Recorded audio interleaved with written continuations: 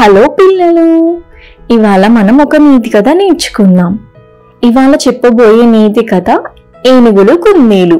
ఒక అడవిలో ఏనుగుల గుంపు ఉండేది. ఒక ఏడాది వర్షాలు కురవక అడవిలో నీటి ఎద్దడి వచ్చింది. వాగులు కుంటలు ఎండిపోయాయి. ఏనుగుల గుంపు దాహంతో అల్లాడిపోయింది. నీటిని వెతుక్కుంటూ అడవిని వదిలి బయటికొచ్చాయి. దూరంగా ఇసుకలో వాటికి నీరు ఉన్నట్టు కనిపించింది. సంతోషంతో అక్కడికి పరుగు పెట్టాయి. తీరా అక్కడికి వెళ్ళేసరికి నీరు లేదు. మళ్ళీ అక్కడి నుంచి చూసేసరికి దూరంగా నీరు కెరటాలు కొడుతున్నట్లు కనిపించింది. మళ్ళీ అక్కడికి పరుగు పెట్టాయి. అక్కడ కూడా నీరు లేకపోవడంతో నీరసించిపోయాయి.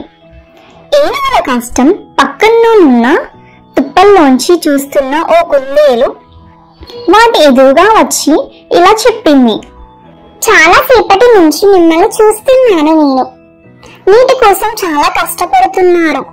మీరు ఎండమావిని చూసి మీరు అనుకుంటున్నారు ఇక్కడికి దగ్గరలో ఒక చెరువు ఉంది, అక్కడికి వెళ్ళి మీ దాహం తీర్చుకోండి అని సలహా ఇచ్చింది కుందేలు.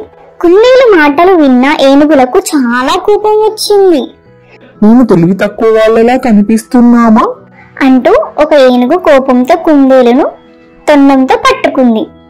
ఎంత వేడుకున్నా వినకుండా దానిని నేలకేసి కొట్టింది. ఆ దెబ్బకు కుందేలు ప్రాణం విడిచింది.